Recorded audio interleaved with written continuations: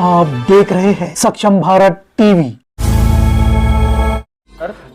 आज बेसिकली आपली जे प्रेस ठेवली आहे ते दोन बाबींसाठी अत्यंत महत्त्वाच्या विषयावर आहे। पहिलं, नुकताच जे HPV वॅक्सिनेशन जे मुलींमध्ये आपण स्कूल गोईंग मुलींमध्ये जे आपण कॅम्पेन आता लॉन्च करणार आहे 9 तारखेला, त्याच्यामध्ये आपण HPV वॅक्सिनेशन कॅम्पेन जे आपण 14च्या वर आणि 15च्या खाली या मुलींमध्ये आपण पूर्ण महाराष्ट्रभर आणि नागपूरभर आपण हा लॉन्च 9 तारखेला येथे आपण करणार आहे। त्याची नुकताच आता डिस्ट्रिक्ट टास्क फोर्सची बैठक झाली। आज स्टेट टास्क फोर्सची पण बैठक आहे। CO साहेब होते, CS DHO सगळे आमचे हेल्थ डिपार्टमेंट आम्ही बैठक घेतली। त्याच्यामध्ये ज्या प्रकारे आपण पोलिओचं व्हॅक्सिन देत होतो, त्याच्यानंतर तुम्हाला माहिती आहे 2 वर्षा पहिले MR वॅक्सिन आपण लॉन्च केलं होतं, तर त्याच प्रकारे आता हे HPV जे वॅक्सिनेशन केल्यामुळे महिलांमध्ये सर्वायकल कॅन्सरचं प्रिव्हेन्शन होण्याकरिता हा लॉन्च आपण करणार आहे। यामध्ये जिल्ह्यातल्या पूर्ण ज्या शाळांमध्ये 14 ते 15 म्हणजे not less than 14 and not Elder than 15 म्हणजे 14 ते 15 वर्षातल्या मुलींना आपण हे जवळच्या आरोग्य केंद्रांवर त्यांना त्यांच्या पॅरेंटचा कन्सेंट घेऊन त्यांना आपण वॅक्सिनेशन आपण देणार आहे 9 तारखेपासून। आणि हे कॅम्पेन जवळपास 90 दिवस चालणार आहे आणि GMC, medical, RH, SDH, PSC इथे जाऊनच आपण त्या मुलींना आपण वॅक्सिन देणार आहे। आणि यामध्ये पॅरेंटचं पण कन्सेंट आपल्याला घ्यावं लागणार आहे। तर दुसरा विषय आता जो आपल्या महसूल खात्याशी निगडित आहे आणि महसूल खातं हे नागरिकांच्या घरापर्यंत पोहोचण्यासाठी आपल्याला जो माननीय महसूल मंत्र्यांनी लॉन्च केलेला आहे छत्रपती शिवाजी महाराजस्व समाधान शिबिर, याचा टप्पा 1 7 तारखेपासून आपण पूर्ण जिल्हाभर आपण लॉन्च करत आहोत। याच्यामध्ये आपण मंडळनिहाय नागपूर जिल्ह्यामध्ये जेवढे मंडळ आहे त्याच्यामध्ये टाइम टेबल दिलेला आहे।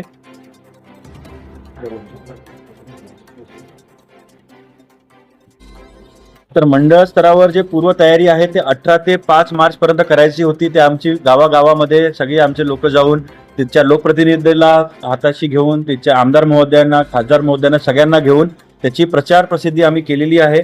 त्याच्यानंतर मार्च मध्ये 2 मंडळामध्ये आपल्याला शिबिर घ्यायचं आहे, एक आहे 7 तारखेला, एक आहे 14 तारखेला। तर 7 तारखेची तयारी झालेली आहे। 7 तारखेला जवळपास 13 तालुक्यातल्या 13 मंडळामध्ये आपण हे कॅम्प आपण घेणार आहे। त्यानंतर एप्रिल महिन्यामध्ये 2 कॅम्प होणार आहेत, 10 एप्रिलला आणि 17 एप्रिलला। आणि मे महिन्यामध्ये आपण 2 कॅम्प घेणार आहे जे की शहरी भागासाठी राहील, म्हणजे काउन्सिल्स आपले जे नगरपंचायत नगर परिषद त्याच्यामध्ये 8 मे आणि शुक्रवार दिनांक 15 मे या 2 दिवशी आपण त्याच्यामध्ये घेणार आहे। आता हे घेत असताना त्या लोकांना आपण सोयी सुविधा कशावर कॅम्प आपण घेणार आहे ते मी थोडक्यात तुम्हाला सांगतो।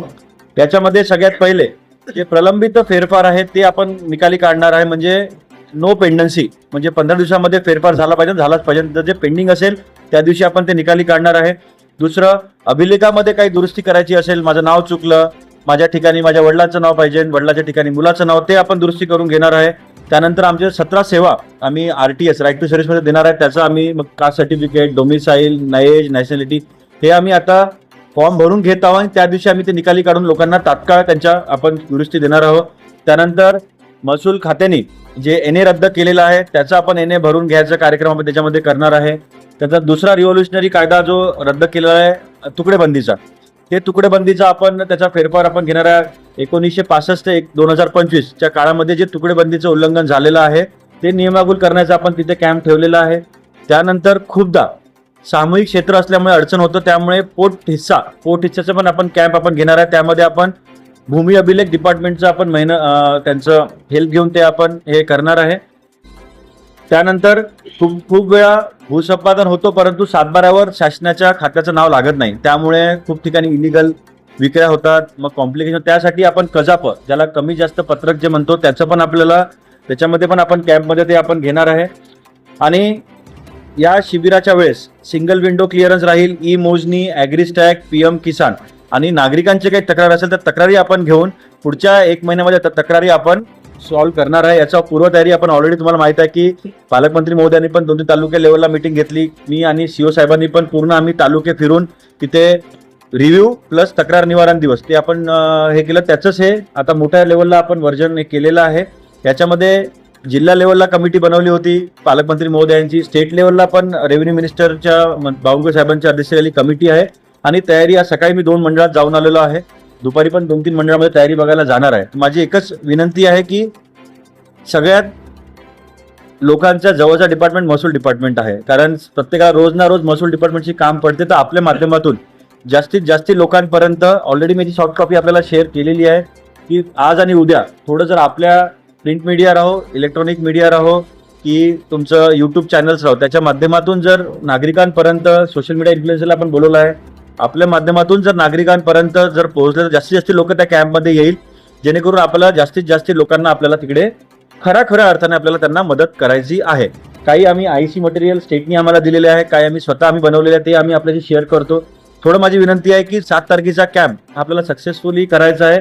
तर मंडळ लेवल आपण ठेवलं आहे, त्या मंडळामध्ये जेवढी गावं येणार, म्हणजे फॉर एक्झाम्पल एका मंडळामध्ये जवळपास 10 ते 15 गावं येतात, तर त्या गावातले लोक तिथे येऊन तो कॅम्प, म्हणजे त्यांना तालुक्याला पण यायची गरज नाही, जिल्ह्याला पण यायची गरज नाही, जवळच्या मंडळावर जाऊन ते आपलं ह्या सगळ्या गोष्टी आपल्या ह्या आपण सुखरूप फास्ट ट्रॅकमध्ये आणि गतिमान पारदर्शक पद्धतीने आपण ते सॉल्व्ह करण्याचा याच्यामध्ये आम्ही एक नवीन हे करतो की आम्ही हेल्पलाईन सोबत घेतलं आणि सीओ साहेबांना मदत घेतलं. कारण खूपच्या ठिकाणी आता लोकांना घरकुलांना रेती पाहिजे, तर व्हिडिओची टीम राहील, मग घरकुल सँक्शन करायचं आहे, राशन कार्डचा विषय राहील, त्यासाठी आपण सीओ साहेबांच्या टीमलाही झेडपीच्या टीमलाही त्याच्यामध्ये आपण इन्व्हॉल्व्ह केलेला आहे, जेणेकरून हे सगळ्या डिपार्टमेंटचं कोऑर्डिनेशन करून आपण ते कॅम्प सक्सेसफुल रीतीने आपण करणार.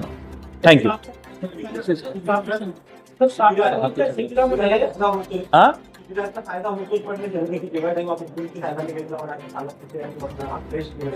पण एक आपला राईट पण होता की एका त्याचा जर असा वेगळा मिळाला आहे. आमचं 98% आमची डिलिव्हरी 99.2% देतो.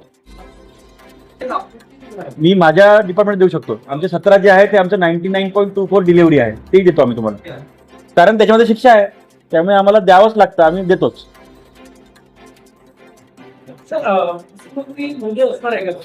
त्यांचं ते राहणार आहे, पण कोणत्या मंडळात जाईल ते सरप्राईज राहील. त्यांनी सांगितलं आहे ते कोणत्याही मंडळामध्ये कुठेही कोणत्याही जिल्ह्यात कुठेही जाऊ शकतात.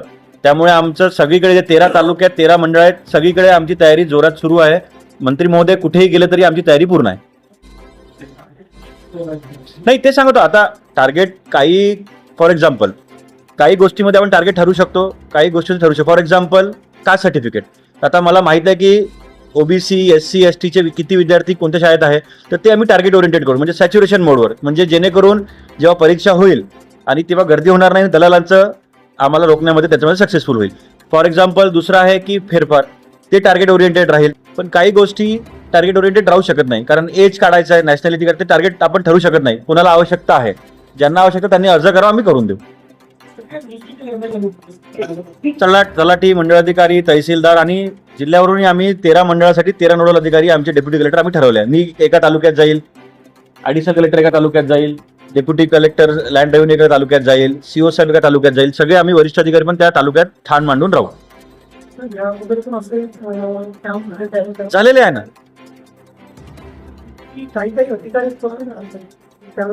नाही, त्यामुळे आम्ही आता बाय नेमच ऑर्डर काढलेला आहे, म्हणजे ज्या माणसाचं ज्या मंडळात जायचं आहे तो अधिकारी तिथे राहिलाच पाहिजे, आणि संध्याकाळी आम्ही त्यांचं रिपोर्टिंगही घेऊ त्याच्यामध्ये.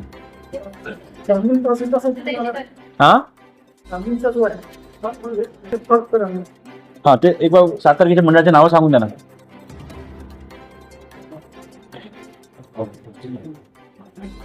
तसं उद्या कामठीमध्ये कोराडीला आहे, मौद्यामध्ये कुंडामेटीला आहे ना. देतो आपल्या रिपोर्टरच्या ग्रुपवर टाकतो. हाँ घे ना, नहीं वो बाद में लेता हूँ ना, इसके बाद लेता हूँ इंडिव्हिज्युअली. असल्यामुळे ते पेसो आणि डिशकडे येत असतं. 25 किलोच्या खालचे आम्ही ऑलरेडी जेव्हा घटना घडली होती, मी स्वतः कमिटी बनवून आम्ही त्या बंद करून टाकल्या.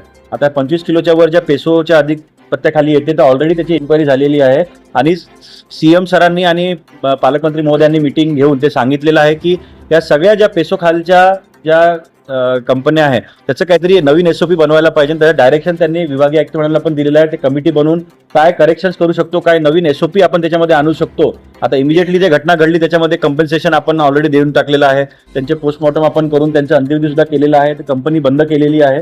परंतु फ्युचरमध्ये असं न होण्यासाठी पेसो आणि डिशला अजून काही एसओपी बनवता येईल का, त्याच्यामध्ये काही ऍडिशनल चेकलिस्ट टाकता येईल का, ते अभ्यास करण्यासाठी आम्हाला सांगितलेलं आहे. कारण हे पेसोचा एक